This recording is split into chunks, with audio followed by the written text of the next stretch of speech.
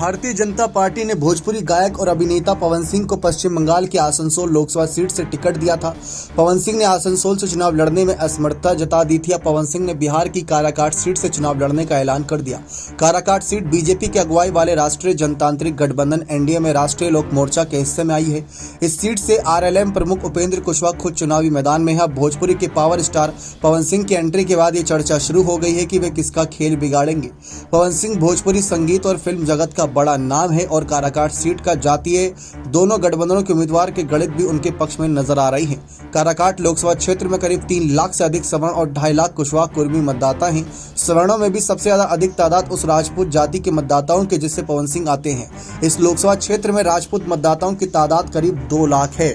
Karakat seat से पवन सिंह की entry को कोई एनडीए के लिए झटका बता रहा है तो कोई यह भी कह रहा है कि इससे चुनाव पर कोई खास असर नहीं पड़ेगा। वरिष्ठ पत्रकार ने कहा कि पवन सिंह जिस राजपूत जाति से आते हैं उसका समर्थन बीजेपी को अधिक मिलता रहा है। काराकाट सीट से कुशवाहा जाति के 2 उम्मीदवार मैदान में और यहां से बीजेपी की सहयोगी पार्टी का उम्मीदवार है।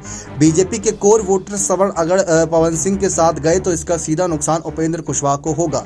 एनडीए की ओर से आरएलएम प्रमुख उपेंद्र कुशवाहा मैदान में है। इंडिया ब्लॉक की बात करें तो यहां से सीपीआई-एमएल ने राजा राम सिंह कुशवाहा को उम्मीदवार बनाया है।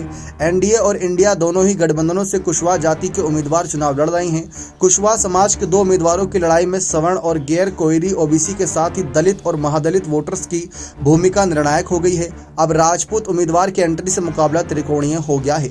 बिहार की कुल आबादी सवर्ण जातियों की भागीदारी करीब 15% से ज्यादा है। लोक नीति सीएसडीएस के मुताबिक 2019 के लोकसभा चुनाव में 65% सवर्णों ने एनडीए को वोट किया था। 2020 के चुनाव में एनडीए को 54% सवर्ण वोट मिले थे।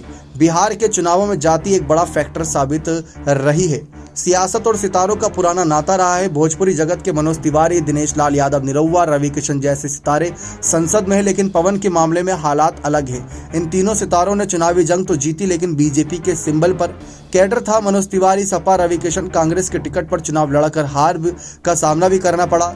ये नतीजे बताते हैं कि चुनावी जंग जीतने के लिए केवल ग्लैमर ही नहीं, मजबूत कैडर भी जरूरी है। अपने गृह क्षेत्र से करीब 100 किलोमीटर दूर जाकर कैडर जुटाना आसान नहीं होगा।